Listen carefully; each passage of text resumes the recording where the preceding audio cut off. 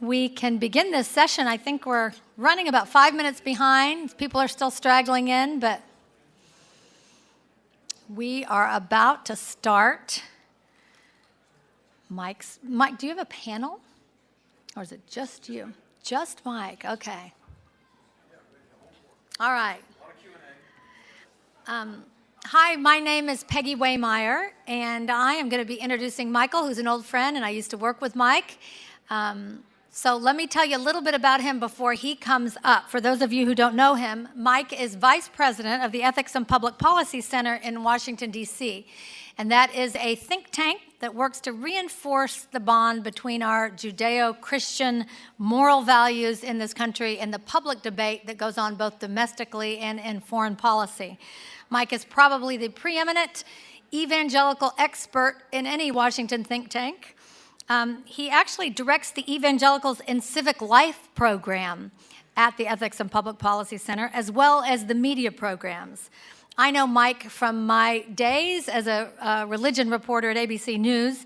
He holds these great conferences for reporters where you get to go out to beautiful places like this, and people who cover religion and culture can all get together and hear from great speakers and discuss the challenges of covering this difficult beat and talk safely about how we can better serve our audiences. Mike also, by the way, served under President Bush as chairman of the U.S. Commission on International Religious Freedom. He's been interviewed by, oh my goodness, the major networks and most major newspapers about religion and American life, and evangelicals in particular. But we journalists mostly know Mike as the guy you could have called any time of day to ask, oh my gosh, I've got a story on such and such, who's the evangelical expert? And Mike always knew who to interview, where they were, what they knew, and so he is a great resource who journalists who cover religion love. Great source, a funny and witty conversationalist, if you get the chance to sit down with him, and a very good friend and dancer. So Mike, please, and he can answer that question if you want to watch him dance. Wow. Witty. We'll see. I mean, I recall the Catholic philosopher Michael Novak I heard speak a few years ago say, after speaking all around the world, that he seemed to notice that when the Japanese got up to speak, they would begin with an apology. Apologize, I have to keep you here, apologize that the session may go too long. They began with apology. And he said when an American got up, they always began with a joke. And Michael says, I'd first like to apologize that I don't have a joke to tell you. So I'll try to be as witty as possible. I don't have a joke, but I do have a story. I'll let you decide whether you think it's true. About 2 years ago, two senators were having lunch in the Senate dining room in Washington, D.C., one a Republican, one a Democrat. And this was before then Senator Obama became the presidential candidate, and there was some discussion in the news as to the ability of the Democratic Party to at least develop a religious voice in the campaign. The Republican senator said to the Democratic senator, you know, the problem with you Democrats is that you don't understand religion. You don't understand religious believers, you don't seem to know any, and you don't understand religious language. He said, in fact, I will bet you $20 right now that you can't even recite the Lord's Prayer. The Democratic senator said, well, I'll take you up on that bet. And he said, and they said, well, let's close our eyes. The Democratic senator said, now I lay me down to sleep. The Republican senator said, reached in his pocket, pulled out $20 and said, I didn't think you could do it.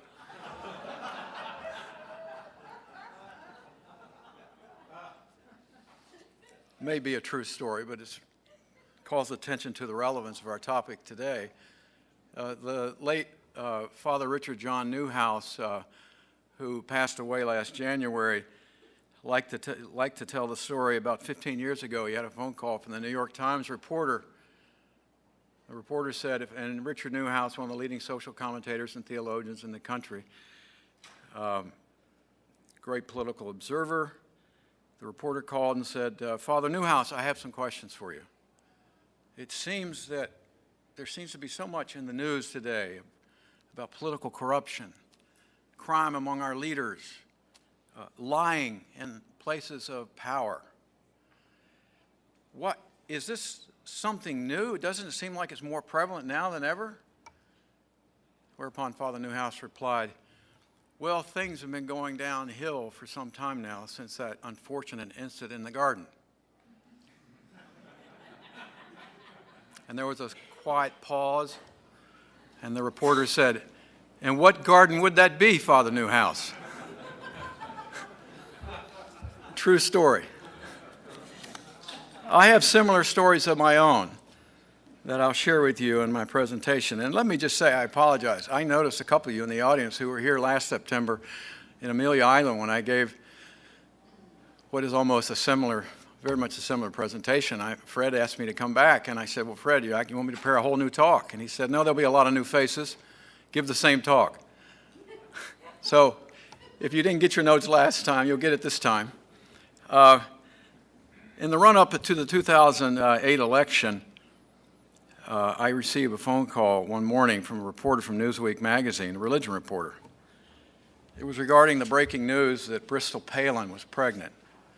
And the reporter said to me, well, Michael, now this is, I'm not going to make a partisan point here, ladies and gentlemen. This is a nonpartisan talk, and whatever you might think of Governor Palin, the issue here was quite apart from her own candidacy. But the reporter said, well, Michael, you heard the news. It's over, isn't it? I said, I'm sorry, Lisa. She said, it's over. The campaign is over. I said, over? This was, by the way, before the economic crisis and the meltdown.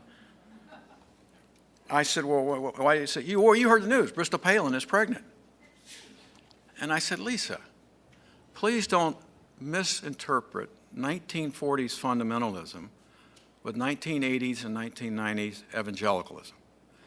Evangelical churches and mega churches deal with this kind of situation every year. This is not news that a teenager would get pregnant, even among evangelical churches.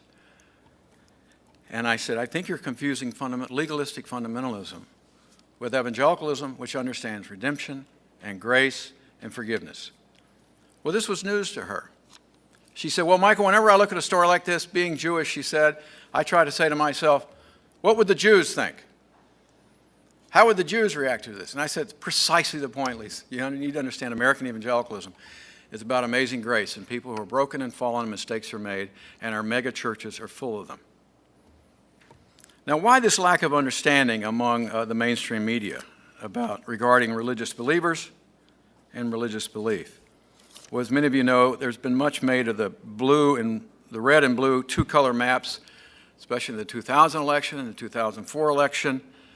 The presidential election in 2008, many commentators said these maps should be purple. More on that later. But in the two-color versions, big blocks of red states denoting those who had voted for President Bush stretched across the heartland, while the blue states that went for Vice President Gore and Senator Kerry were concentrated on the east and west coasts. But this polarity extends far beyond just our politics. People in the heartlands and people on the coast seem to inhabit totally divergent social and religious worlds as well. Hardly a day goes by without us being reminded by academics and pundits that our society is split, we are divided, and we are fractured. We are, as some suggested, involved in a culture war and a values war. We are, according to the historian Gertrude Himmelfarb, we are one nation but two cultures. We are, according to the political columnist Michael Barone, hard America and soft America. We are, according to the New York Times columnist David Brooks, Bobos, bourgeois bohemians, that's what he calls them. Bobos and patio men. We live in latte towns and sprinkler towns. We are the left coast and we are flyover country. We are red America and we are blue America.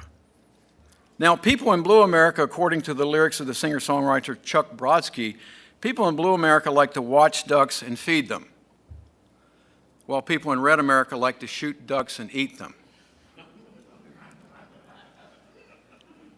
Writing in the Atlantic Monthly magazine about this two-colored map of our voting patterns, David Brooks observed that people in blue America like to sip lattes and drink champagne, while people in red America like to down sodas and drink brewskis. But most importantly, Brooks argues that the divide is best understood as one that's almost completely and almost completely divergent mental, intellectual, and religious sensibilities. Two separate frameworks. Here's his very perceptive observation. He says, quote, "Those of us in the coastal metro blue areas read more books and attend more plays than people in the red heartlands, but don't ask us, please, what life in red America is like, because we don't know.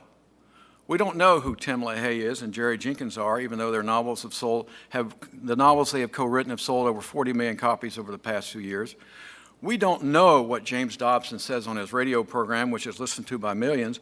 We don't know what happens in mega churches on Wednesday evenings, and some of us couldn't tell you the difference between a fundamentalist and an evangelical, let alone describe what it means to be a Pentecostal." End of quote. In fact, David Brooks, in an aside, has said that if you went through the entire New York Times newsroom and asked everybody in the newsroom, what is a Protestant Pentecostal? No one could tell you, except the cleaning ladies who come through at night. Now, why is this? Why is this divide? Well, the most perceptive sociologist of religion in America today is a man named Professor Peter Berger at Boston University, and Professor Berger has made the following observation about America. He said that the most religious country in all the world, qua any kind of religion, is India. Empirically, the most secular country in the world is Sweden. He says America is a country of Indians ruled by Swedes. Now, Dr. Berger is suggesting that those who are the gatekeepers of our society, those who command our educational and cultural leadership positions in our society, what some political scientists have called the new class elites, namely the editors of our major newspapers, the editors and publishers of our major news magazines, the producers of all the major television networks, the leaders of our major universities, the Hollywood studio and movie producers, all of those at the cultural street corners of our society and the major transmission centers of information in our society, the messages conveyed by these communication and cultural elites is simply not recognized by millions and millions of Americans who call themselves religious believers. As you have no doubt may have noticed, this divide is most noticed in the way our national media covers religious topics and religious believers. Now, survey research confirms what Peter Berger's observations capture, but I also have anecdotal evidence that supports it as well. In the late 1980s, when the Christian conservative movements were beginning to have some enormous clout in the outcome of our national political elections, a political writer from the New Republic magazine came by to see me. The New Republic magazine, for those of you who do not know, is one of America's most important intellectual liberal weeklies, magazines of opinion. And this man is a man who is an experienced political writer, who is also the author of numerous books on American politics and American history. He said he was writing a cover story on the rise of religious conservatives' involvement in politics. He wanted to talk about the differences between evangelicals and fundamentalists and charismatic Christians. So we talked about 90 minutes about the similarities and the differences between various conservative Protestant groups. By the way, here is one way that one historian says the way you can tell the difference between an evangelical Protestant and a fundamentalist. An evangelical is someone who really likes Billy Graham. A fundamentalist is someone who thinks Billy Graham is a liberal. Think about it for a moment. Anyway, when we finished our discussion, the reporter put down his pen. I'll never forget. He closed it up. He hit it like this. He said, "Let's cut to the real issue here. These people are sexually repressed, aren't they?" I said, "John, they all have 6 children." I said, "The best-selling book in the evangelical world at that time was by Tim and Beverly LaHaye, before they started writing novels about eschatology and the end times. And the book was called The Act of Marriage, and it was about how to have a fulfilling physical relationship in your marriage." I told him evangelicals had gotten over their Platonic view of the body about, maybe 50 years ago. Well, it was not the answer he wanted to hear, but it was very telling that a political reporter of his experience and his intelligence would want to believe such a caricature. About 10 years ago, the Southern Baptist Convention received national press attention, you may remember, when they sought to explain their understanding of what they took to be the proper relationship between husbands and wives in marriage, with particular emphasis on male headship in marriage. He created a lot of discussion in our national press, and if you remember, their position received all kinds of attention on the talk shows and the debate shows on Crossfire. A writer from the New York Times called me and wanted to know if I could help her understand this issue a little better. "What is this all about?" she said. So we talked about 20 minutes, and at one point I made a reference to the Apostle Paul's letter in the New Testament, to the Ephesians, chapter 5. I said, well, you know, in chapter 5 of Ephesians, I said, and she interrupted me. She said, "What did you just say? Ephesians? What is this book you just referred to? Who is the publisher and who is the author?" I realized that I had to start over again at a more basic level. I said, there was a book called the Bible, and then there's a New Testament, and in that New Testament some letters by a man named the Apostle Paul. I'm not being facetious. I had to start over. And then I had to say they take Ephesians pretty seriously, real seriously. Anyway, obviously these examples point to a certain lack of knowledge about basic religious issues among members of the Fourth Estate. The eminent American religious historian Martin Marty asked this question: is there any non-religious news in the world today? Is there any non-religious news? Think about it. Almost everywhere we look, religious beliefs and religious conduct and religious conflict play a major part of all the news stories we watch or read about in our world today. More and more journalists today are covering domestic and international political stories that have, in one way or the other, a strong religious component. Now, it is true that the demanding pace of the news gathering business does not invite reflection, much less deep theological sophistication. And these kinds of pressures do not enable journalists to develop even a minimal theological understanding of the role personal faith plays in people's lives or the implications that faith might have on their views of politics or culture. As religiously grounded moral arguments have become even more influential in our national debates, particularly reinforced by debates about Islam and terrorism, about bioethical issues, about just war theory and its real-world implications in the world today, in a world of terrorists and non-state actors in the political arena, journalists' lack of knowledge about theological convictions has at times distorted public discourse on important public policy issues. Issues like the use of religious rhetoric during campaign speeches require political journalists in print and broadcast media to cover religious contents and contexts that they are really quite ill-prepared to understand. But it's urgently important that they learn to do so. It is imperative that journalists raise the level of their reporting by increasing their understanding of religion and of religious communities and the religious convictions that inform the political activity of thousands and millions of devout believers. But as each of us knows all too well, many journalists are simply not trained to do this. Well, why is this? Again, as I suggested earlier, many of the reasons can be explained by the fact that many journalists and devoutly religious people inhabit two very different worlds, two different cultures, with totally different frameworks in their views of the world and how it ought to be ordered. I would call your attention again to a very important book written by the eminent historian Gertrude Himmelfarb. Her book is called One Nation, Two Cultures. One nation, two cultures. We are simply a nation divided by two cultures. She argues that on one side of the culture originated in our conservative Puritan heritage, and the other culture grew out of the counterculture of the late 1960s. The latter culture generated the current dominant culture of today that is represented in the media and television and Hollywood films and the major universities of America. The traditionalist culture, which she calls the current counterculture, continues to provoke values of family, religion, and traditional sexual morality. Interestingly, she argues that the dissonant culture today is today's new counterculture. The dissonant culture is today's new counterculture. I like to say to people, at least of my age, remember back in the late 60s when you used to be a member of the counterculture? Well, you're still a member of the counterculture if you hold these views. She further observes, and I quote, as a minority, the traditionalist culture labors under the disadvantage of being perennially on the defensive. Its elite, its gospel preachers, its radio talk show hosts, some of its prominent columnists, and some of its organizational leaders cannot begin to match in numbers or influence those who occupy the commanding heights of the dominant culture. professors providing over multitudes of young people who attend their lectures or read their books and have to pass their exam, or journalists who determine what information and what spins on that information come to the public.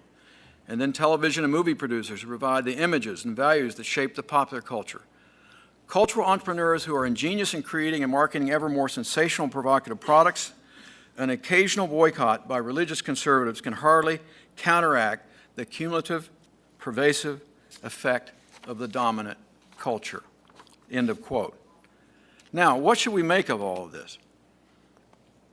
Can anything be done to bring these two worlds together, especially the worlds of journalists who cover religious believers, so that a level of understanding might be achieved? Is there any way any part of this dominant culture can be changed or at least brought into dialogue with the worlds they seem to not understand?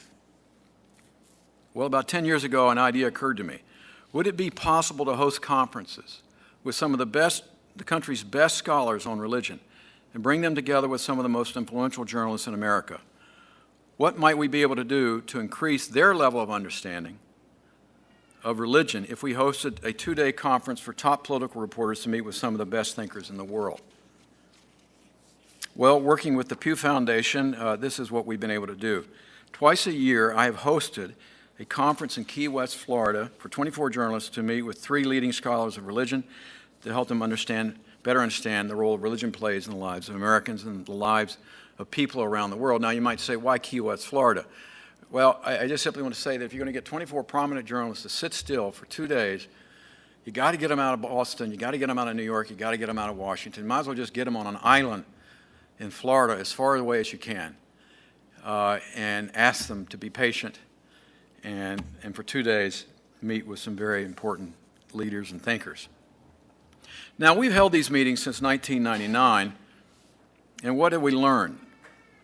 Well, we've learned that, yes, many political reporters are obviously biased, but they're also largely uninformed, and they admit as much. After all, they've been educated at the elite universities of our dominant culture, which I previously mentioned, and they often candidly admit that many religious believers of various traditions are simply a mystery to them, and they're curious to understand them better.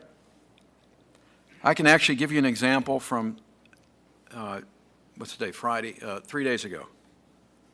3 days ago in Washington, I received a call from a young reporter of the Washington Post, and another colleague of his said that he should call me, and he said, you know, in Virginia, we have a governor who's running, a Republican who's running for governor, who 30 years ago wrote an essay while completing a master's thesis at Regent University and a law degree, where in a paper that was lacking in nuance, to be sure, because I've read it, he argued that the collapse of the family in America is rooted in the counterculture and the sexual revolution and feminism and of homosexuality.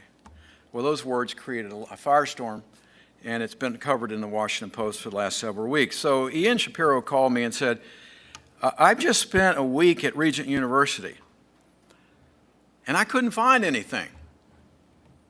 I said, couldn't find what? Well, these teachers and students, they seem okay. They seem really nice. And I'm just trying to wonder, what am I missing here? And I said, you're not missing anything. I said, don't confuse the faculty of that school and the students of that school with some of the nutty things the founder of that school has said. And I said, you can quote me, because it's true. Well, this young reporter didn't even know some of the nutty things the founder had said, so I had to remind him.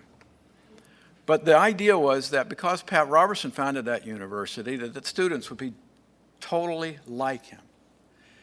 And I began to tell him some of the faculty they teach there and some of the conferences they've held and how academically respectable they are.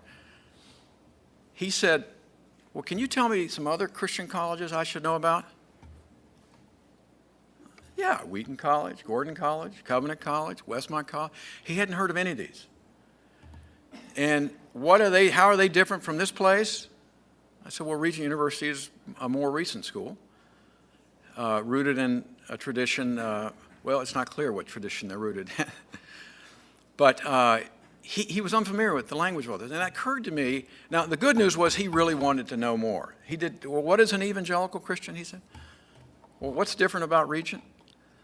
At least he wanted to know and get it right. And, but for the life of me, and I don't mind, this is being taped, for the life of me, I don't understand why the Washington Post assigned him to this story.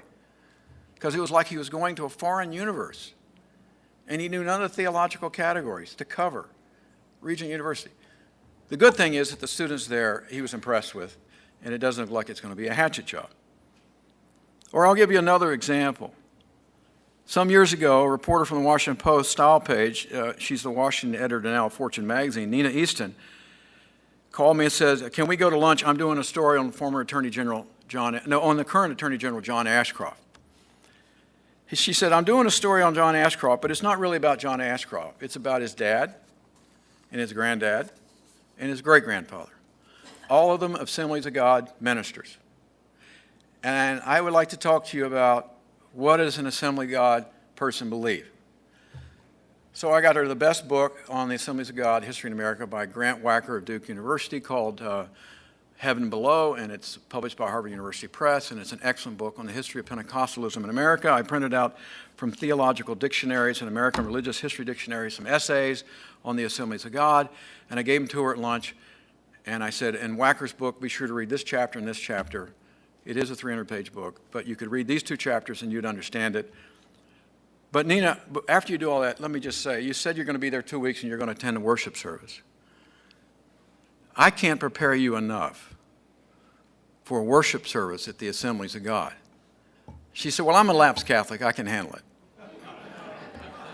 I said, no. I just want you to be ready. So she went out and spent 2 weeks, and she called me and said, we got to have lunch right away. And she was, you could not have paired me enough.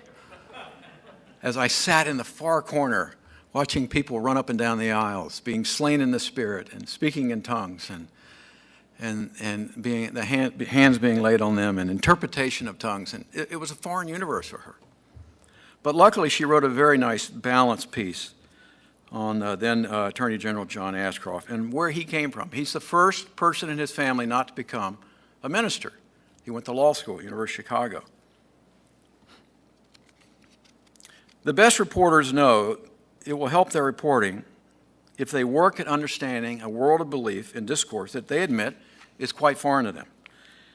And so our response has been encouraging. The conferences have received high praise from the reporters who've attended, and important content is conveyed there. And our desire is to provide them with the very best scholarship and best resources available. Now, have we seen any tangible results from these efforts? Well, in fact, yes, we have, constantly. Please allow me just to give you a few examples from the writings of just one writer, David Brooks from the New York Times. David has attended 9 of our conferences. He wrote a column back in 2004 after the election that many of you may have seen, entitled, Who is John Stott? This grew out of conversations he had with some other people, but also ones he had with me in Key West, wherein I said to David once, he wanted to talk about Pat Robertson, and I said, you know, David, I'm not sure I know many evangelicals who take Pat Robertson that seriously. They take their local pastor seriously, but not necessarily a TV talk show host. He said, you know, I've been on 3 Christian college campuses, and that's the same feeling I get. And so after the election, he began his article this way. He said, Tim Russert is a great journalist, but he made a mistake last weekend. He included Jerry Falwell and Al Sharpton in a discussion on religion and public life. Now, inviting these two on the Meet the Press to discuss the issue is like inviting Britney Spears and Larry Flint to talk about D.H. Lawrence.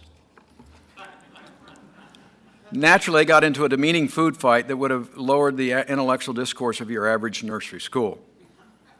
This is why so many people are misinformed about evangelical Christians.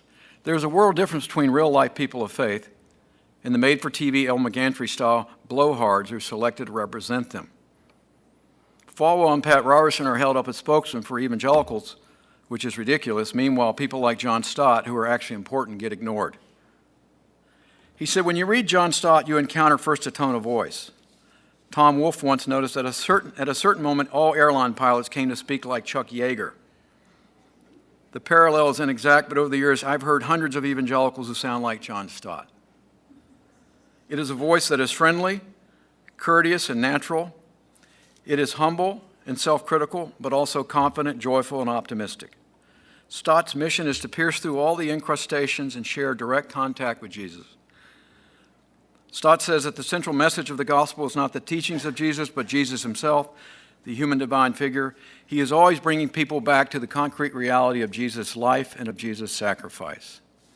He says, John Stott is so embracing, it's always a little bit of a shock, especially if you're a Jew like me, when you come across something in which he will not compromise. It's like being in Mr. Rogers' neighborhood, except he has the backbone of steel. Most important, he does not believe that truth is plural. He does not believe in relativizing good or evil, or that all faiths are independently valid, or truth is something humans are working toward. And then he goes on to quote John Stott. And then his last paragraph, he says, politicians, especially Democrats, who are trying harder to appeal to people of faith, but people of faith are not just another interest group. Like gun owners, you have to begin by understanding their faith. And you can't understand this rising global movement if you don't meet its authentic representatives. And then his last line was, not Falwell, but Stott. Or there's another example. We had one conference in Key West where we had, what is a megachurch? Understanding the modern megachurch. And in there we had, as a speaker, trying to explain the modern megachurch, none other than Rick Warren. And Rick, for 2.5 hours, engaged 24 prominent journalists on questions ranging from what he believes personally as to who exactly is going to hell. And it's in the transcript, and you'll be impressed with Rick's delicate handling of such questions. But David went back to Washington and wrote a piece for the New York Times. He says, earlier this week, I listened to Rick Warren speak at a conference. Warren's the pastor of Saddleback Church in California, the country's largest megachurch, where 20,000 people or so go to worship each Sunday. He's also the author of The Purpose-Driven Life, which has sold more than 25 million copies in English alone. He said, my first thought was, how come Christians have all these megachurches, but we Jews don't have megagogs? I think the answer is if some Jews build a megagog, the other Jews in town would say, that megagog I won't go to. They'd build a rival megagog, and you'd end up with 10 really big buildings, each with about 40 people. My second thought was, why don't my books sell 25 million copies? I thought maybe I should write a book called The Blinking Flat Purpose-Driven Tipping Point That Got Left Behind.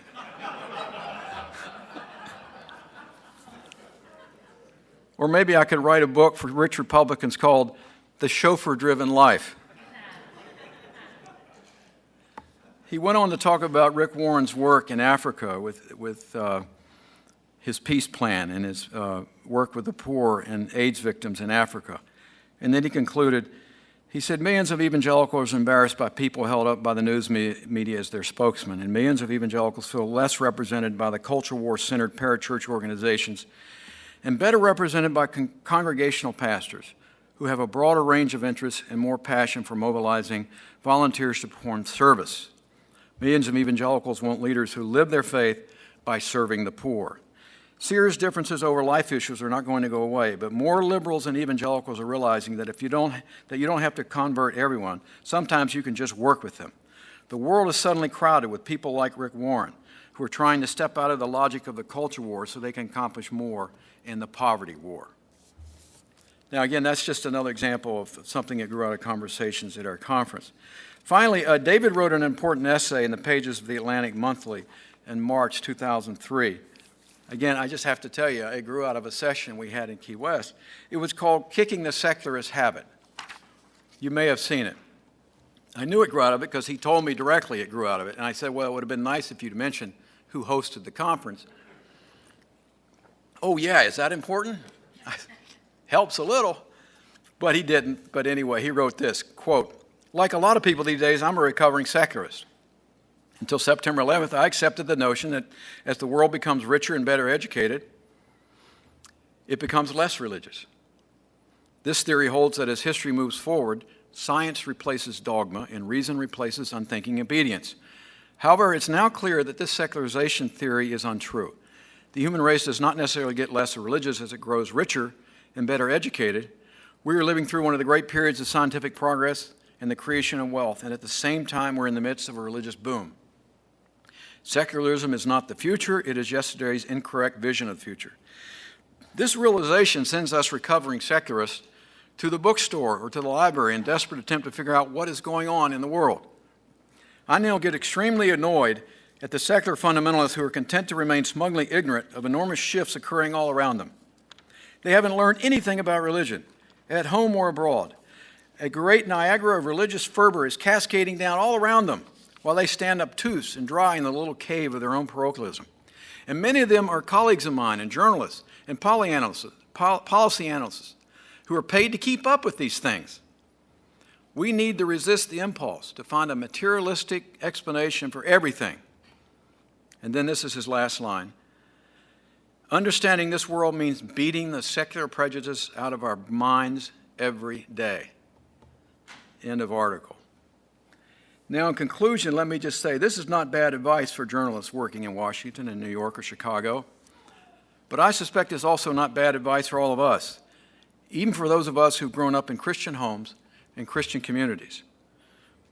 Learning to see our communities and our country and our world with fresh eyes may mean beating the secular prejudices out of our minds every day. Thank you very much.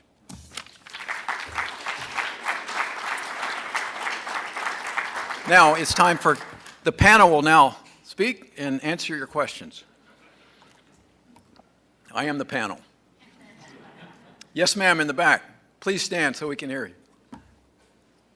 I've sensed a growing trend among young evangelicals, and this is something that I've had a hard time distinguishing whether or not this is something the media is spinning or if this is actually a true phenomenon. That there's a shift among young evangelicals kind of reframing what the quote that you mentioned, taking things out of the cultural discussion more into the poverty discussion, that there's this kind of social justice-y leftward moving trend among young evangelicals. And what I can't figure out is that something that the media is picking up on a few outspoken people and spinning it as something, or in your observances, is that an actual phenomenon that evangelicals, young evangelicals, are abandoning the right and abandoning some culture war dialogue in Yes. favor of new No, it's a very, very good, important observation, and I thank you for the question.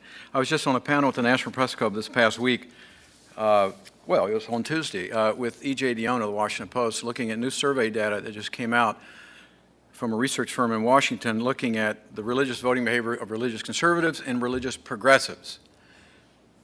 What it concluded is what you observed, is that the evangelical agenda is expanding, but the other issues that got evangelicals involved in politics have not gone away. In fact, they still see them as the most urgent, namely the traditional understanding and definition of marriage and of the pro-life agenda. So what's happened is the agenda has expanded to concerns about world hunger, sexual trafficking, religious persecution around the world. But the earlier prior issues have not been abandoned and left there, except by a small number of progressive evangelicals whose statistical empirical size is very small. I said that with some emphasis because some people don't seem to know this. But it's simply the fact the agenda's expanded, but the original cultural and conservative issues that motivated evangelicals in the first place are still urgent and intact.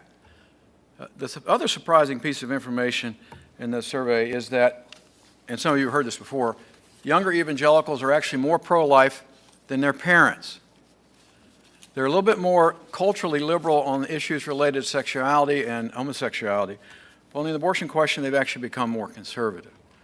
So I hope that is an answer to your question. It's expanded, but the original issues have not gone away.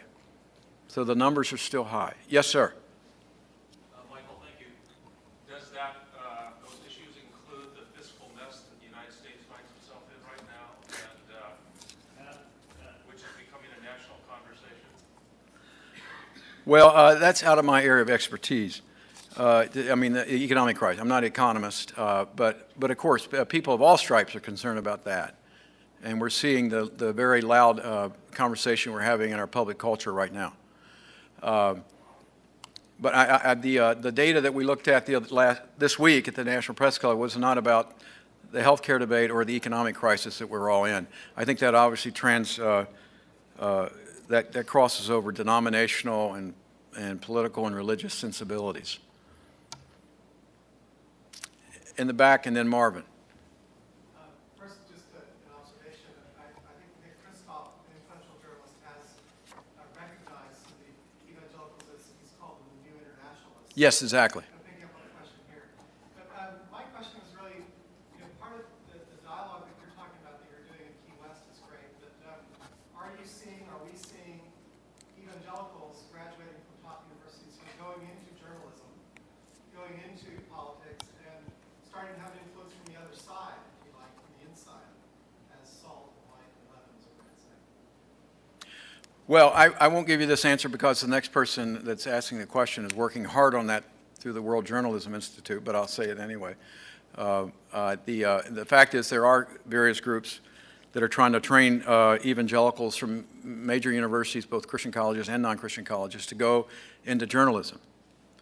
And not just to go into Christian journalism, but go into secular journalism. I have another funny anecdote, if I could tell you. I collect these. And I had one about 4 or 5 years ago. The religion reporter of the Washington Post took me out for coffee and said, our very best political reporter is an evangelical. His name is Mike Allen.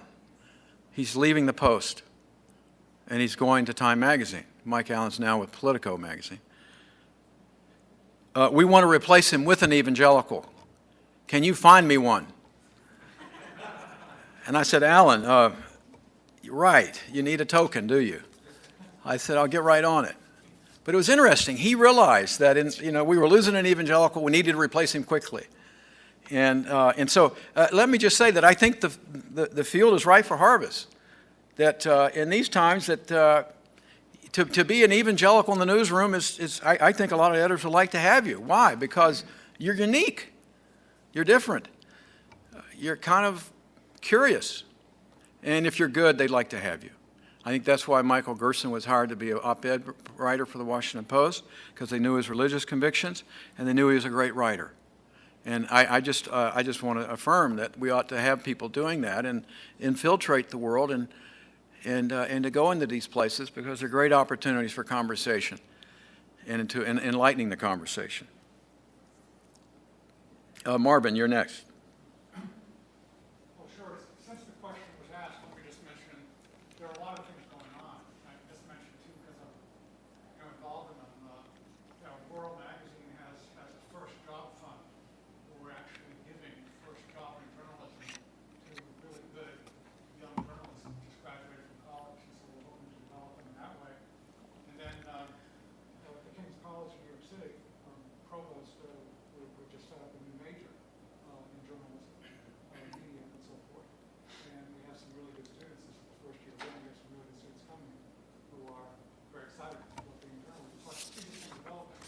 And I just want to mention the need for this, as Mike says, is evident. I occasionally get calls by reporters, as Mike gets called a lot, asking for information.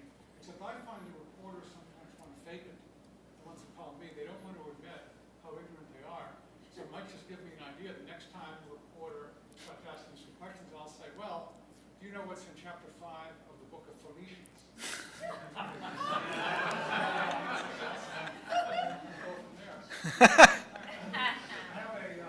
have a friend who used to be at a major newspaper. Her title was editor for food, fashion, and religion, which indicates the importance of the subject. But my question to Mike is, I think what you're saying is interesting. The Washington Post is interested in Mike Gerson and so forth. But I've wondered why newspapers, which at least in past years have actively recruited, let's say, recruited journalists at the LBGT convention, lesbian, gay, lesbian, bi, and transgender convention, and they've actually set up there to recruit reporters. They don't seem to be interested in going to Christian groups and actually recruiting young reporters. And, I think it's fine for them for Facebook to have a gay reporter that, let's say, represents 3% of the population. Yet there hasn't been the same interest in soliciting trying to engage reporters with Christian backgrounds, which represent considerably more of the population. So why are they coming and asking for a fill-in, a cram session with you, which is very beneficial to them, but why don't they actually go and hire some people with some background and expertise in the subject? Is that a question or observation? That's a question, Mike. Yes, thank you, Marvin. The answer is rooted in the Reformed theology that you and I are both committed to. If I might get theological for a moment, I mean, I really do think that there are some people who still hold a view of, they're intimidated by religious believers, and especially religious believers who are orthodox, take their faith seriously. It's almost like Romans 1, they want to hold the truth down in righteousness, and I think there's a bias that's theologically rooted. But I still think the best papers and the best reporters know that this is a story they're missing and they need to do better. And the best writers do a good job of asking for more information so we can get this right. I remember many years ago, not too many years ago, about 6 or 7 or 8 years ago, Margaret Talbot of the New York Times Magazine wrote a cover story on a homeschool family in Pennsylvania that she went up and spent 2 weeks with. And Margaret, who's a writer for the New York Times Magazine and also the New Republic magazine, now with the New Yorker, again, I look, they call me, okay, and so I give them some of your books, and I put her on some books by George Morrison on the history of American fundamentalism, and she called me up one day and said, by the way, the church that this family attends is called the pre-mill, dispensational, Bible-believing, and there were a few more adjectives. And she said, would this mean that they're evangelical or fundamentalist? I said, I think we're talking about fundamentalism here. This is a certain brand of American fundamentalism that holds a certain eschatological views and puts it on the sign, on their church sign outside the church. That means they're very committed to it. And but she wrote a story on the Scribner's family in the front page of the New York Times, and she came away very sympathetic to them. Why? Because she found that they were wonderfully decent people. And she said, I too, as an American liberal, want to say that I'm concerned about the state of our culture. And I've got young children, and I, like the Scribners, am worried about the culture they're growing up in. And she told me later, she got a lot of flack for painting too sympathetic a picture of this family. So you find every now and then occasions where somebody actually does a sympathetic picture, and you're delighted. Far too often we see the other, but it's starting to change. Yes, sir, and then there. You're going to think this question is out of your area of expertise, but it is directly within it. The question is, what is it about evangelicals and Catholics that they are not able to agree on a Republican presidential candidate, whereas the liberal wing of the party is able to agree on the presidency? In 2008, when you think of the Republican debate, there were 10 or 11 conservatives, and John McCain was for most evangelicals and Catholics who are conservative leaning, at least accepted the candidate, one supported by the more liberal Republicans, and became the candidate as the larger vote of evangelicals, Catholics, and others was split among 10 or 11 candidates. 1988, if you think back, sort of the same thing. Jack Kemp, Pierre Pine, others were the candidates that conservatives split among, whereas the more liberal Republicans that tend not to be as religiously influenced in their values gravitated immediately toward George Bush the Elder. What is that? That's another seminar we're going to hold tomorrow morning over breakfast, if you like. No, it's not out of my area of expertise, but I really want to comment in this session because it's a long and complicated answer about the inability of people to decide who, at this moment in time, prudentially speaking, can help win in a situation where the economy is falling apart, a president has horrible approval ratings, and you're trying to find somebody that can sort of stop the rise of another candidate. And the choices weren't so great. They weren't really great. And it was a downtime. But actually, well, I think the question you ought to be asking is the remarkable question of how evangelicals and Catholics have actually gotten together on many issues. And that's a very important subject for another seminar at the Gathering. Evangelicals and Catholics co-belligerents in the culture war and lessons learned. I'm not dodging, but we can talk more about it. There was a gentleman here, and then, are you going to ask the same question you asked last year? Probably not. Yeah, I'll get, yes, sir. My question leans towards a feeling. Why don't you stand up so everyone can hear you? Feeling among many of us right now that the president of the United States is giving us something to buy from the press, and that the coverage that we hear now is entirely different from the way it was a year ago. And it feels, I mean, I'd like your opinion as to whether this is rooted in a bias that is political, or if there's racial undertones to this, and what the full implications are for the future of a society where we're not allowed, in a way, to criticize our president. Well, we keep getting a little far afield here, but we are talking about the media, so I'll, yes, it's about journalism. The seminars we hold are not about so much about press bias as about press lack of knowledge about religious doctrines and religious themes. I think it was utterly irresponsible for our former president to root anything related to the current concerns about the economy or the healthcare debate and racism. Okay, and that'll get a lot of press, I think, and it's not going to help. The news is already out that bringing that up has actually not helped the conversation. I speak of former President Carter, but has the press look? It's obvious all around that President Obama is adored by this press. That should seem obvious. The question is, how long will it take for the mantle to recede and for more critical or investigative stories to occur? And that's the question to watch. I think, again, the better journalists know that you can't keep a readership if you keep doing that. For instance, Newsweek magazine has a very smart editor named John Meacham. We all know how Newsweek covered this campaign. It's everywhere. But soon after the election, John was smart enough to hire two colleagues of mine, George Weigel, a Roman Catholic theologian, to write regularly in Newsweek about religion and politics themes, and another colleague of mine, Yuval Levin, to write on politics and culture and ethics. And John did that knowing that he was hiring two very thoughtful conservatives to go in Newsweek magazine, because he realized that, now we need to hear the other point of view after helping influence the election.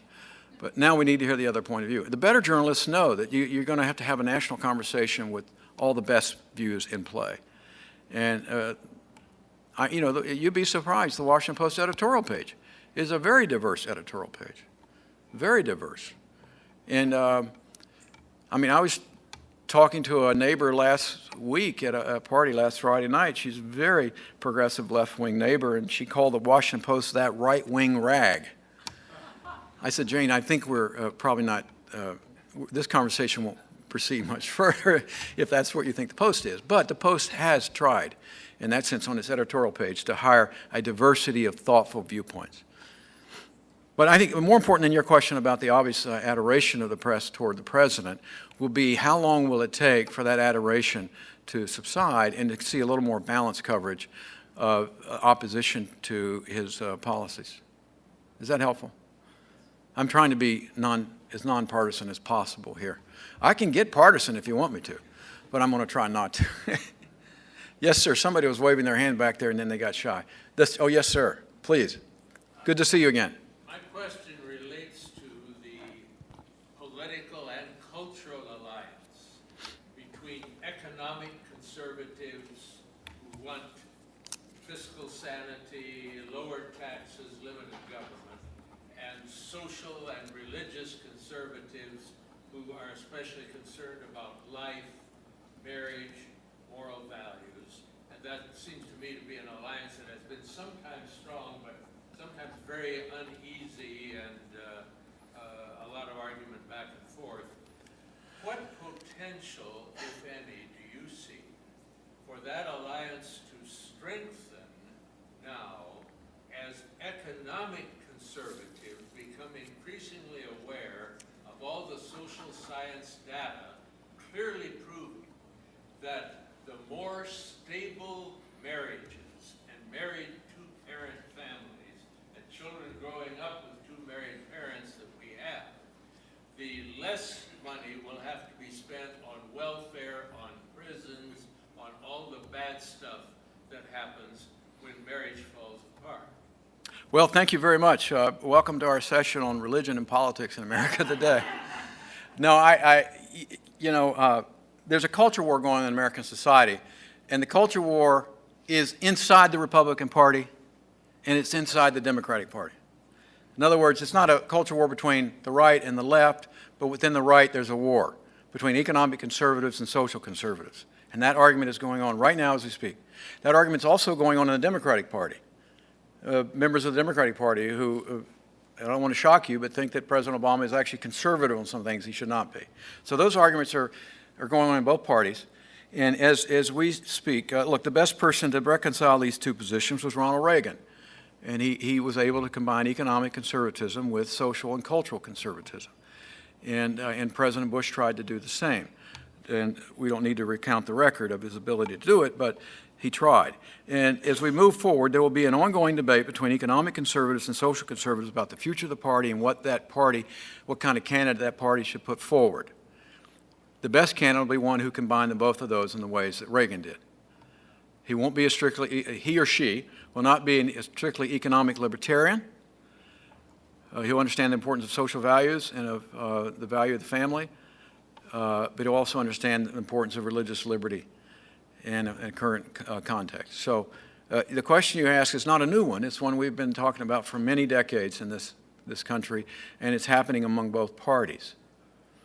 Well, I won't go on further on that. I was about to take off on something, but On our side, which is conservative. it's all being sorted out. It's being sorted out. It seems to me like there's a new opportunity. Yes. With the growing nationwide concern about deficits, spending, and Yep. what are we doing to our grandchildren. Yes. For the two to get together and see they need each other. Absolutely. Yes, sir. Well, some of you look like you have questions, but you might be shy in asking them, but I'm quite glad to receive them. If not, we can have the afternoon off. Is there one more question? Yes, sir. You've talked a lot about your interactions with reporters in more traditional media like newspaper journalism, stuff like that.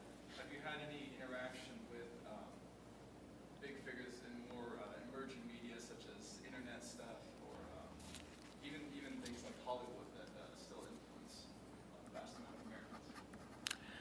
Well, let me just say that this program, which we've been running for 10 years, we intend to keep going. If the funding comes, I'm not making a pitch for funding now, but I want you to know that the Pew Foundation took a 40% hit in September, and the last meeting we had was in May, and we're talking to some people about keeping it going. And I only mention that not to put a plug in, but to simply say that one of the questions we're going to have to ask is, when you invite journalists, the Post just let off 120 people. Who are you going to invite? So, I mean, we're really going to have to investigate the question, do you include prominent bloggers? Do you include, with the new media, it's not going to just, we're not going to just invite somebody from Newsweek and Time and New York Times and Washington Post and NBC and CBS and Fox News and CNN, but we're going to have to ask the question, where are we going to have to go around into the new media and start saying, who are the most influential political shapers of the national conversation that everybody's reading, right, left, and center, that should be included in this so that they understand religion and religious believers. Do you see what I'm saying? So as we move forward, the question is going to have to be, well, if the Post is depleting and the New York Times is about to go under, who's coming? Well, we're all going to be getting our information from somewhere. And we're just going to have to find out what, again, are the most important sources for everybody and who are the political reporters shaping public opinion on political issues. And by the way, at these meetings, we don't invite religion reporters. We invite political reporters who cover politics and keep running into religious themes. Everywhere they turn, we had a whole session when Mitt Romney was on the rise, understanding Mormonism, for 2.5 hours of 24 journalists. You can read the transcript, with the leading historian of Mormonism in America, Richard Bushman, who himself is a Mormon, who during the break, a friend of many of us in this room, Barbara Bradley Haggerty, said to me from National Public Radio, if Professor Bushman can't explain it, how's Mitt Romney going to explain it? That was off the record. But you understand, the point is that we're going to have to find new sources and reach out, because the current state of media is in great flux, as you know. Yes, sir. Recognize that the United States is a Judeo-Christian foundation for our Constitution. Are we doing a disservice by dividing ourselves into fundamentalists, evangelicals, Pentecostals, Catholics, Jews, and giving the other side the opportunity to divide and conquer? You know, I don't think we're doing ourselves a disservice. The fact of the matter is that we all have labels. I mean, people want to say, well, what kind of Christian are you? Are you a liberal Protestant? Are you a liberal progressive Catholic? Are you a conservative Catholic? Are you an Orthodox Protestant? These labels we put on ourselves, but oftentimes other people put them on us. They're not the labels we choose. Many people just want to say, I'm a follower of Jesus today. They think the word Christian has become so misunderstood, they just want to say, I'm a follower of Jesus. But we can't avoid the labels because, you know, they define a certain place where we worship, the kind of teachers we want to hear, and the kind of pastors we want to hear preach. Those are the places we go. And by the way, I would just say in this new survey that came out this week that John Green of University of Akron helped put together, we looked at conservative Christian voting behavior. Not conservative Christian, religious conservatives, meaning conservative Jews, Protestants, and Catholics. And we looked at progressive Christians. The one piece of data that was missing in all the surveys about how these people vote, and I brought it up at the press conference, and it was glaring. I said, you didn't ever say which side of these groups is on the growing end of American religiosity. I said, tell me how many liberal Protestant megachurches there are. Liberal Protestantism has been withering and dying. So we're going to look at how they're going to vote in small numbers, in megachurches and evangelical churches that are exploding. World Magazine has, several 100,000 readers, and the Christian Century is dying for subscribers. So for us to talk about these two different groups as if we were talking about the same thing is not fair. And I at least got my fellow panelist, E.J. Dionne, to grant the point that the numbers are different. I mean, I often get a phone call from the press. Well, James Dobson says this, but then Jim Wallace says this. And I said, wait a minute, that's not, let me get something clear here. Jim Dobson has millions and millions and millions of listeners. Jim Wallace doesn't have a radio show. He doesn't have a church. And so don't compare one person with another one that's like this. Whatever your views may be about them. So the numbers are different. But the labels define something and tell us where somebody's coming from theologically and oftentimes politically. That's all. It's going to be hard to hide from the labels. We can't become labelless. And so oftentimes when we're asked, where are you coming from, you have to sort of expand. I'm going to use this word, but I want you to know what I mean by it. So that I'll close with this. As I had that call from the woman about Bristol Palin, I had the opportunity there to talk to her about that modern evangelicals, at their best, not their worst, but at their best, do believe in grace and forgiveness. That, in fact, they believe in grace because they know they're broken people. And I went through all this with her on the phone. And that when they read this story about Bristol Palin, they'll say, oh, we knew a friend, or we had a daughter. And they go to these churches. So I said, you can't just say that this is going to destroy the base. The base is going to understand. So you get the opportunity to kind of define the labels for people, at least in the media. Anyway, I hope that helps your answer there. It might not have been the answer you wanted, but it's the one I wanted to give you. So ladies and gentlemen, if there are no more questions, thank you for coming, except for Marvin's one more point. Not a point, actually a question. Okay. Since we're talking about negatives, positives, in other words, of all the journalists you've had down in Key West, Yep. are there several who stand out as understanding, thoughtful, really caring? Yes. Names you could mention? Name names? Jeffrey Goldberg of the Atlantic Monthly, writes cover stories in Atlantic Monthly. David Brooks, when he writes on religion, is very perceptive and thoughtful. Carl Cannon, now with Politics Daily. Kathleen Parker, now with the Washington Post. Again, now I'm making observations not about politics, but about religious sensibility in an attempt to try to get these things right. There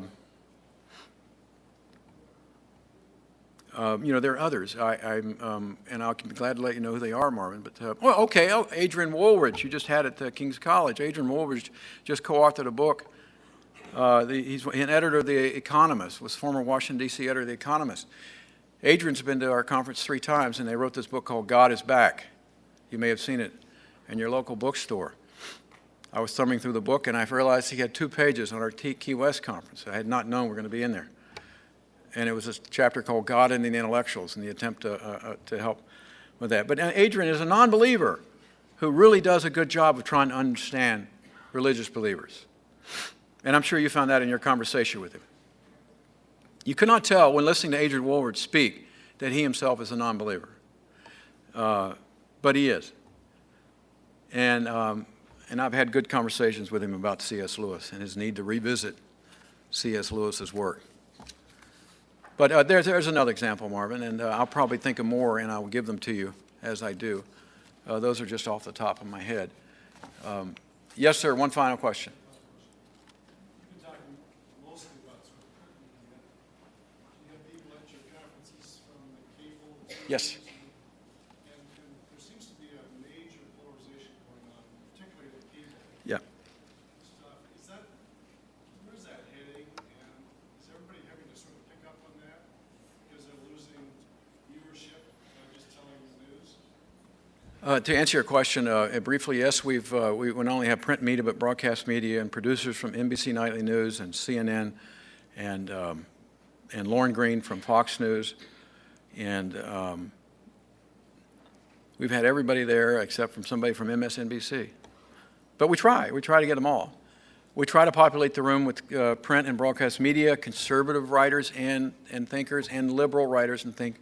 I mean, it's one of these places where you really do actually see people with different political viewpoints in the room together talking about a common issue. And that's very stimulating. And they're not yelling. I'm the moderator. I won't let them yell. No, but it's really a civil conversation about, and you can read the transcripts of these, by the way, if you like. They're on the Ethics and Public Policy Center website, or you can read them on pewforum.org. Pewforum.org, just go to transcripts, and you can see that, you can pull them up. Because what we do is we have the presentation and the respondent, and then the best of the dialogue is transcribed, and you can read the interventions. I've kept you long enough. Thank you so much for coming. I appreciate it.